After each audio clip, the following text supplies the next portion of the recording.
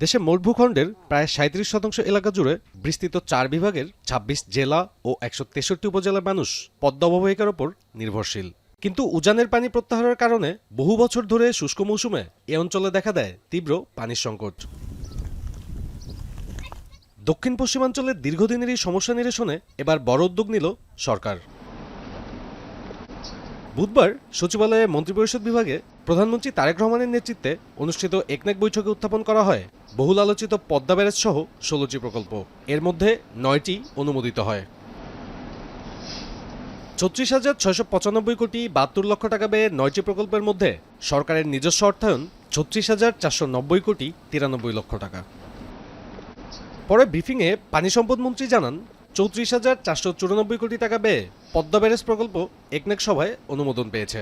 এই প্রকল্পটি বাস্তবায়নের মধ্য দিয়ে যে বাংলাদেশের দীর্ঘদিনের যে দক্ষিণ পশ্চিমাঞ্চল উত্তরাঞ্চল সেই দিকের মানুষ সবচেয়ে বেশি উপকার পাবে এবং দেশে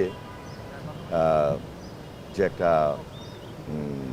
উপকার সুবিধা রেভিনিউর দিক থেকে সেটা আমরা এই প্রজেক্টটা শেষ হলে সবচেয়ে বেশি অর্জন করতে সক্ষম হব। তিনি আরও জানান ৭ বছর মেয়াদী এই প্রকল্পের কাজ শুরু হবে দ্রুতই।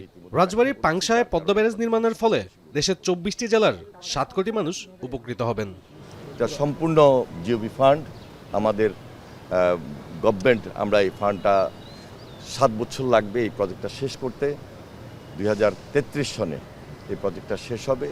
এক বছর ৫,০০০ কোটি টাকা আমাদের সরকারের জিওবি ফান্ড থেকে এটাকে এখানে এনগেজ করতে হবে। ভারতের ফারাক্কা ব্যারেজের কারণে যে ক্ষতি হয়েছে তা কাটিয়ে উঠতে পদ্মা ব্যারেজের মাধ্যমে শুষ্ক মৌসুমে পানি সংরক্ষণ করা হবে বলেও জানান পানি সম্পদ মন্ত্রী। সাব্বির রোজ, এখন, ঢাকা।